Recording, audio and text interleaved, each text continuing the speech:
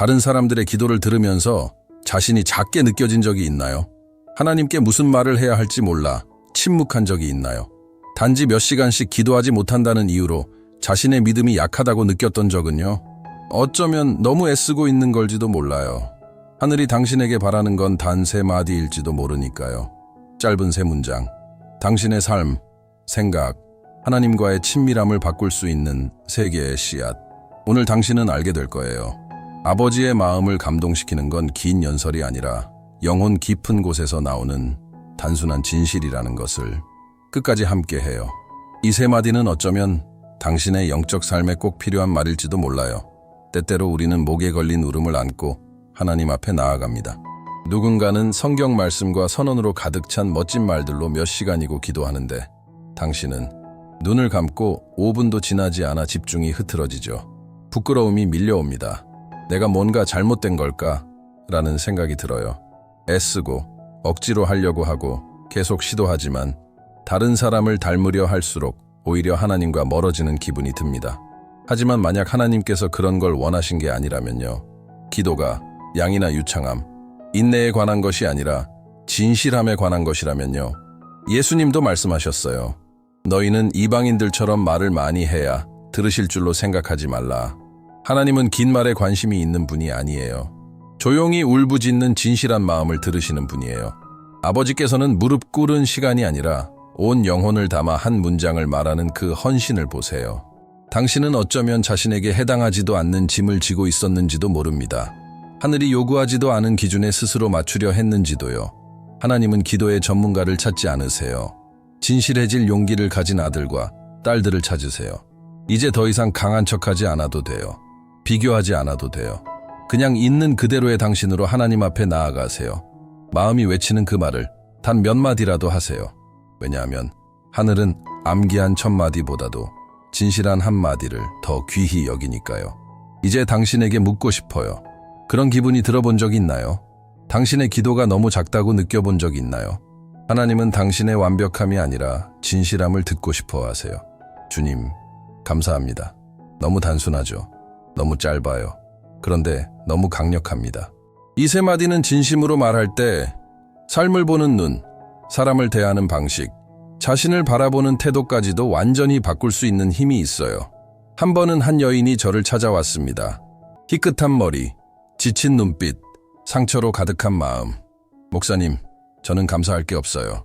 그녀는 속삭이듯 말했어요. 남편은 모든 걸 잃었고 아들은 실직했고 본인은 매일 약에 의존해야 할 만큼 병들어 있었어요. 그런데도 무언가 그녀 안에서 시도해보라고 속삭였어요. 그래서 그녀는 시작했죠. 아침에 눈을 뜨고 깊게 숨을 쉬고 눈물 속에서 말했어요. 주님, 감사합니다. 처음엔 거짓말처럼 느껴졌습니다. 하지만 무언가 달라졌어요. 그 단순한 말들이 그녀의 영적 눈을 열기 시작한 겁니다. 그녀는 이전엔 보지 못했던 것을 보기 시작했어요.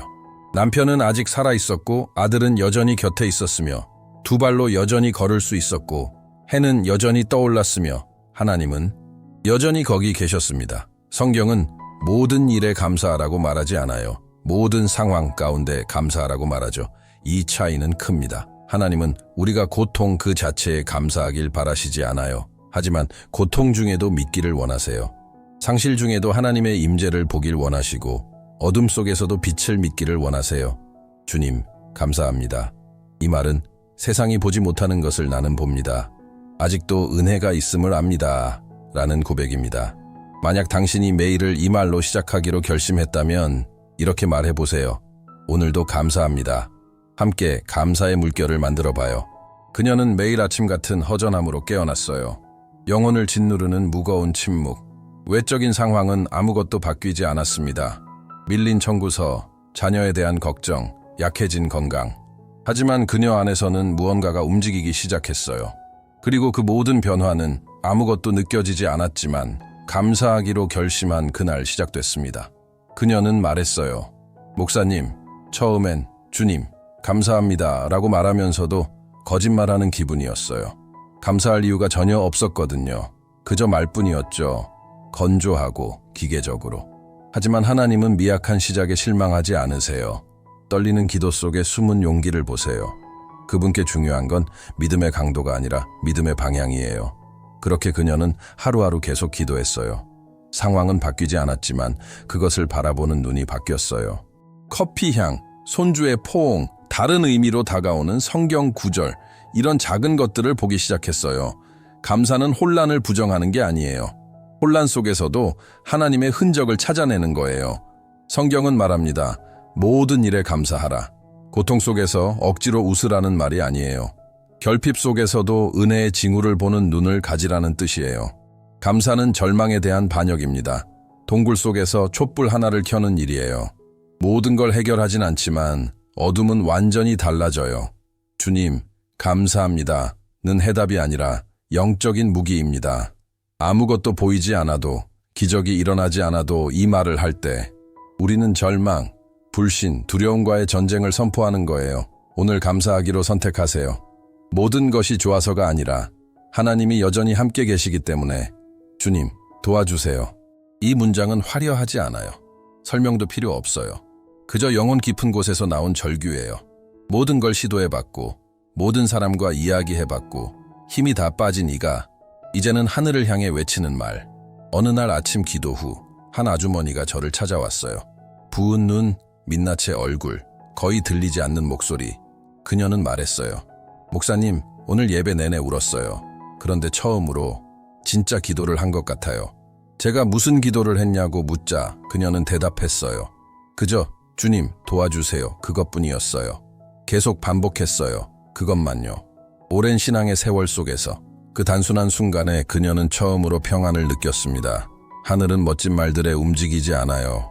하나님은 그분을 감동시키려 애쓰는 사람에게 응답하지 않으세요. 오직 진심으로 자신을 내어놓는 사람에게 응답하세요. 예수님도 말씀하셨어요. 세리는 단 한마디, 하나님, 나를 불쌍히 여기소서라고 기도했어요. 단 하나의 문장이었지만 그는 의롭다 하심을 받았어요. 왜냐하면 그는 아무것도 숨기지 않았거든요. 가려움 없이, 필터 없이 자신의 상처를 드러냈어요. 주님, 도와주세요. 는 자신의 무능을 인정하고 모든 것을 아버지께 맡기는 기도입니다. 물 위에 빠지던 베드로의 외침, 성전에서의 한나의 울음, 겟세마네에서의 예수님의 한숨. 혹시 오늘 혼자 싸우는 것이 지쳤다면 이제 그만두세요. 하늘을 바라보며 말하세요. 영혼 깊은 곳에서 주님 도와주세요. 이 짧은 문장이 기적의 시작이 될 수 있어요. 오늘 하늘의 도움이 필요하다면 이렇게 말해보세요. 주님 도와주세요. 이 한마디가 변화의 시작이 될 수 있어요. 그는 고개를 떨군 채 발을 끌며 상담실에 들어왔어요. 젊지만 이미 많은 싸움을 치른 눈빛, 자리에 앉아 깊게 숨을 쉬며 말했어요. 목사님, 지쳤어요. 할 수 있는 건 다 했어요. 금식도, 기도도, 노력도. 그런데 아무것도 변하지 않아요. 하나님이 듣지 않으시는 것 같아요. 제가 그의 기도 노트를 보여달라고 했어요.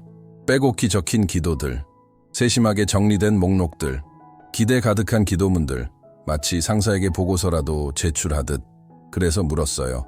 이 모든 걸 단 한 문장으로 요약하면 뭐가 될까요? 그는 한참을 생각한 뒤 눈에 눈물이 고인 채 속삭였어요. 주님 도와주세요. 그 순간 그는 깨달았어요. 기도는 하나님을 설득하는 것이 아니라 하나님이 가장 좋은 길을 알고 계심을 믿는 것이라는 걸. 그 후 그는 매일 기도했어요. 구체적인 요청 없이, 요구도 없이. 단지 주님 도와주세요. 2달 뒤 그는 다시 왔어요. 단지 직장을 얻은 것이 아니었어요. 문이 열리기 전부터 찾아온 평안이 있었어요. 기도가 상황보다 먼저 그를 변화시킨 거예요. 주님 도와주세요. 우리가 이 말을 할 때 단지 구원을 요청하는 것이 아니에요. 나는 이제 내려놓습니다. 모든 걸 통제할 수 없음을 인정합니다. 당신이 나와 함께 하심을 믿습니다. 라고 고백하는 거예요. 이 기도는 안식처입니다. 더 이상 세상을 홀로 짊어지지 않아도 되는 순간, 다시 아버지의 품으로 돌아가는 길. 하나님은 당신의 문제를 해결하는 것뿐 아니라 그 문제 속에서 당신과 함께 걷기 원하세요. 주님, 사랑해요. 이 말을 소리내어 말할 용기를 가진 사람은 많지 않아요. 사랑하지 않아서가 아니라 하나님을 단순한 말로 사랑한다고 표현하는 걸 잊고 살아왔기 때문이에요. 우리는 너무 자주 요청하고 감사하고 중보하면서 정작 본질적인 걸 잊고 살죠. 하나님은 단지 섬김받는 존재가 아니라 사랑받기를 원하세요. 한 번은 온화한 눈빛의 백발 노부인이 예배 후 제게 다가와 말했어요. 목사님, 오늘 처음으로 50년 만에 하나님께 사랑해요 라고 말했어요. 그녀의 눈에 눈물이 맺혔어요. 평생 감사하고 용서를 구하고 도움을 청했지만 사랑한다고는 말한 적이 없었어요. 예수님이 부활 후 베드로에게 물으신 것도 그것이었어요. 그의 과거를 묻지 않으셨고 결과를 요구하지 않으셨어요. 단지 눈을 바라보며 3번 물으셨어요. 너는 나를 사랑하느냐? 왜냐하면 사랑이 모든 것의 기초니까요. 믿음은 사랑에서 시작해서 사랑으로 완성돼요. 주님, 사랑해요. 는 감정 이상의 말이에요. 그것은 선택입니다. 영혼의 자세, 상처받은 마음이지만 하나님께 드리는 헌신입니다. 그리고 이 말을 자주 할수록 더 깊이 느끼게 돼요. 어떤 사람들은 피부에 소름이 돋거나 완벽한 순간이 와야 이 사랑을 고백할 수 있다고 생각합니다. 하지만 하나님은 감정적인 연출을 기다리고 계신 것이 아닙니다. 그분은 단지 당신의 마음이 이미 알고 있지만 표현하지 못했던 그 고백을 듣고 싶어 하십니다. 오늘 시작하세요. 처음엔 어색해도 괜찮아요. 기계적으로 느껴져도 괜찮아요. 말하세요. 선포하세요. 반복하세요. 주님, 사랑해요. 이 말이 당신의 기도의 일부가 되는 순간 모든 것이 제자리를 찾아가기 시작합니다. 만약 하나님께 사랑해요 라고 말한 지 오래됐다면 지금 바로 고백하세요. 주님, 사랑해요. 감정을 기다리지 말고 말하세요. 그러면 마음이 따라옵니다. 그녀는 항상 교회 구석의 같은 자리에 앉았습니다. 예배에 참석했고 사역에도 참여했고 모든 걸 제대로 하고 있었죠. 하지만 속은 텅 비어 있었어요. 믿음은 남아 있었고 책임감도 있었지만 그 마음을 뜨겁게 하고 하나님을 생각하는 것만으로도 떨리게 했던 그 사랑은 사라졌어요. 목사님, 그녀는 어느 날 말했습니다. 요즘은 모든 게 의무 같아요. 기도는 습관이 됐고 찬양은 그냥 노래가 됐고 섬김은 일이 됐어요. 저는 여전히 열심히 하고 있어요. 그런데 속이 비었어요.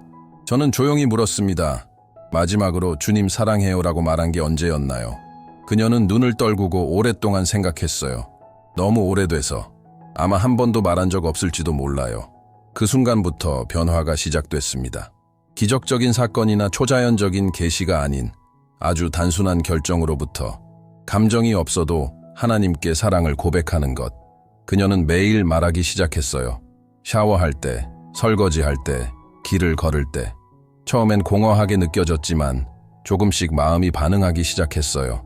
눈물이 돌아왔고 찬양의 기쁨이 다시 살아났고 멀게만 느껴졌던 하나님의 임재가 일상의 순간 속에서 포근하게 느껴졌어요. 왜일까요? 사랑은 돌보면 다시 살아나기 때문이에요. 예수님은 말씀하셨어요. 마음을 다하고 목숨을 다하고 뜻을 다하고 힘을 다하여 주 너의 하나님을 사랑하라. 이것이 첫째 되는 계명, 가장 중요한 계명입니다. 사명 이전에 사랑이 있고 순종 이전에 관계가 있습니다. 당신의 믿음이 식어버렸다면 억지로 뜨겁게 하려고 하지 마세요. 처음으로 돌아가세요. 사랑으로 시작하세요. 오늘 말해보세요. 주님, 사랑해요. 한 부부가 조용한 결혼 생활 끝에 저를 찾아왔습니다. 싸움도 배신도 없었지만 웃음도 애정도 사라졌어요. 남은 것은 기능적인 관계뿐이었죠. 저녁 먹자, 불 꺼줘, 쓰레기 좀 버려, 이런 말만 오고 갔습니다. 남편은 고개를 숙인 채 고백했어요. 목사님, 무슨 말을 해야 할지 모르겠어요. 아내도 덧붙였어요. 같이 살긴 해도 서로를 더 이상 만나지 않아요. 아기는 없었지만 서서히 멀어졌고 그 거리는 이제 깊은 골이 되어 있었습니다. 그래서 제가 제안했어요. 한 달 동안 매일 3마디만 서로에게 말해보세요. 고마워, 도와줘, 사랑해. 그들은 의아한 얼굴로 물었어요. 그게 전부인가요? 그게 전부입니다. 때로는 아주 작아 보이는 것이 전부이기도 하니까요. 한 달 후 2사람은 반짝이는 눈으로 다시 왔습니다. 처음엔 어색했어요. 고마워라고 하면서도 뭘 고마워해야 할지 몰랐죠. 그런데 며칠 지나자 정말로 보이기 시작했어요. 제 아내가 보였고 제 남편이 보였어요. 그 존재가, 노력들이, 친절함이 눈에 들어왔어요. 단순한 말들이 연결의 공간을 열어준 거예요. 그래서 제가 말했죠. 이 세 마디가 여러분의 결혼을 회복시켰다면 하나님과의 관계에서는 얼마나 더 큰 일을 하겠습니까? 주님, 감사합니다. 주님, 도와주세요. 주님, 사랑해요. 이 말들은 가정을 회복시키고 마음을 치유하며 당신 안에 하늘을 치유합니다. 인간관계를 회복시키는 것이 아버지와의 교제를 다시 살립니다. 더 이상 기다리지 마세요. 말하세요. 선포하세요. 이 세 마디를 매일 심으세요. 혹시 회복이 필요한 관계가 있다면 오늘 이 세 마디로 시작해보세요. 그리고 나중에 어떤 변화가 있었는지 나누어 주세요. 왜 우리는 하나님께서 들으신다는 걸 알면서도 이 세 가지 단순한 말을 기도로 하지 못할까요? 그 답은 우리의 영혼을 조용히 무너뜨리는 세 가지 적에 있습니다. 비교, 교만, 그리고 불신. 비교는 우리의 기도를 너무 작다고 느끼게 만듭니다. 저 사람은 기도를 참 잘하네. 성경 구절도 줄줄 외우네. 나는 그저 감사해요. 도와주세요 밖에 모르는데. 그렇게 우리는 입을 닫습니다. 스스로 부족하다고 느끼게 되죠. 하지만 하나님은 기도의 형식을 보지 않으십니다. 마음을 살피십니다. 그분은 당신의 연기를 듣고 계신 게 아닙니다.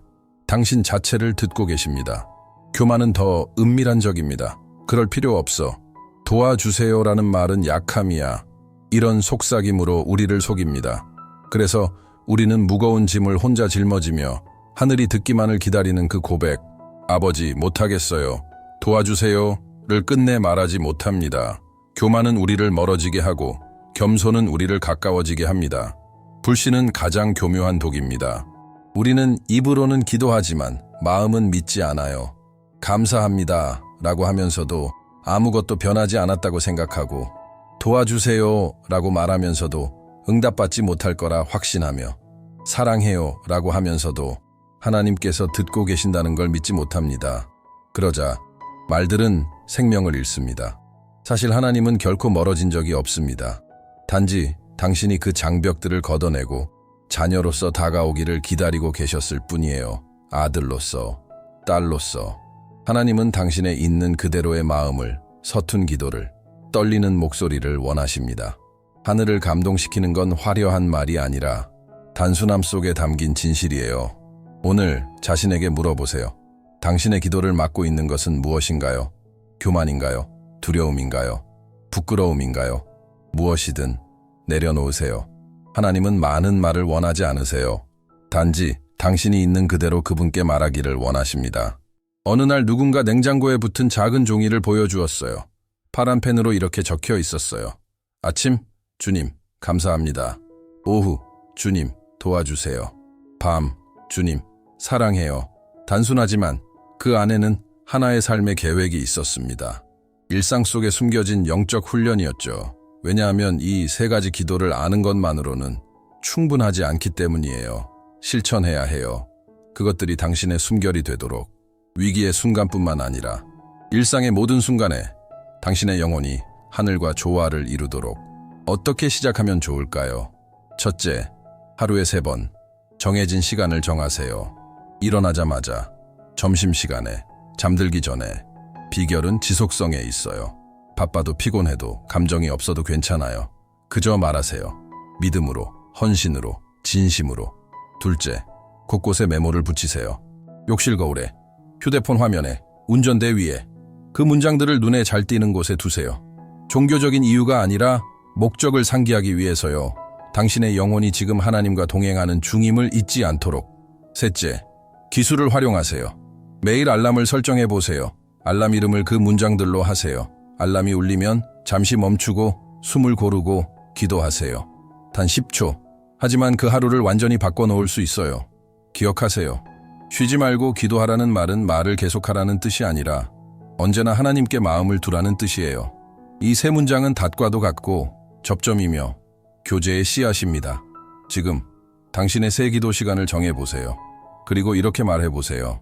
아침, 오후, 밤. 당신의 결단을 선포하세요. 그는 막 회사 문을 닫으려던 참이었습니다. 밀린 빚, 불안한 직원들, 끊임없는 채권자들의 전화, 대출도, 구조조정도, 여러 전략도 시도했지만 아무것도 통하지 않았습니다. 어느 날 지친 그는 빈 사무실 바닥에 무릎을 꿇고 떨리는 목소리로 말했습니다. 주님, 감사합니다. 주님, 도와주세요. 주님, 사랑해요. 그게 전부였어요. 설명도, 제안도, 계획도 없었어요. 그저 남은 믿음의 마지막 조각을 담은 세 문장의 기도. 그리고 바로 그 차가운 바닥 위에서 하늘이 움직이기 시작했어요. 즉시 보이는 기적은 아니었지만 평안이 임했어요. 설명할 수 없는 고요함, 하나님이 함께 하신다는 부드러운 확신. 그리고 그것이 모든 걸 바꿨어요. 마음이 변하면 현실도 바뀌니까요. 몇 주 뒤 예상치 못한 문이 열렸어요. 예전 투자자가 전화를 했고 잊힌 계약이 다시 살아났어요. 하지만 무엇보다 그는 깨달았어요. 하나님은 단지 그를 다시 성공하게 도와주신 것이 아니라 그의 믿음을 안에서부터 다시 세우고 계셨던 거예요. 이것이 이 세 문장의 힘입니다. 마법의 공식이 아니에요. 항복한 영혼의 표현이에요. 어둠 속에서 드리는 감사, 지쳐서 내뱉는 간구, 무너지는 순간에도 드리는 사랑, 그리고 이런 기도는 하늘을 움직입니다. 기적이 내일 오지 않을 수도 있어요. 응답은 아직 멀 수 있어요.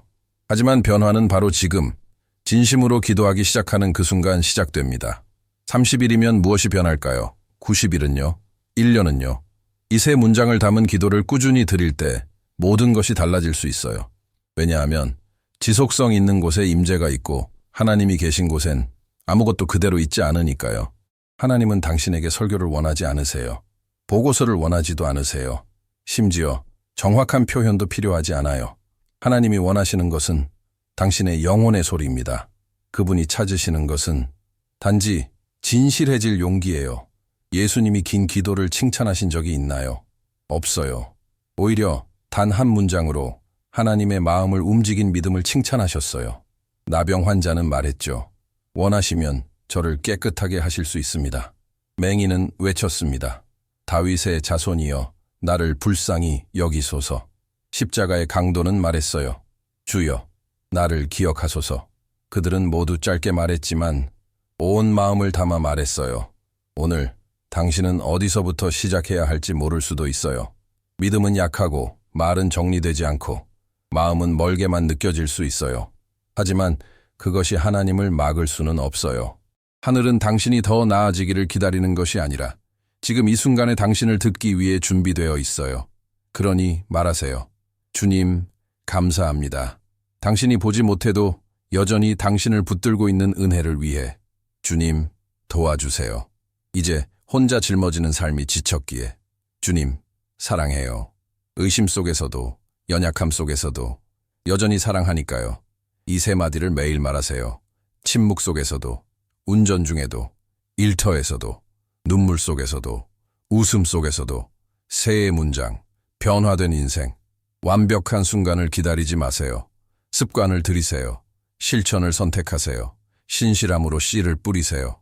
하나님은 지금 당신을 기다리고 계세요. 그리고 당신의 진심을 들을 때 움직이세요. 이 세 문장을 당신의 삶에 적용하겠다면 이렇게 고백하세요. 저는 실천하겠습니다. 그리고 이 메시지가 당신의 마음을 움직였다면 좋아요를 누르고 더 많은 사람들과 나눠주세요.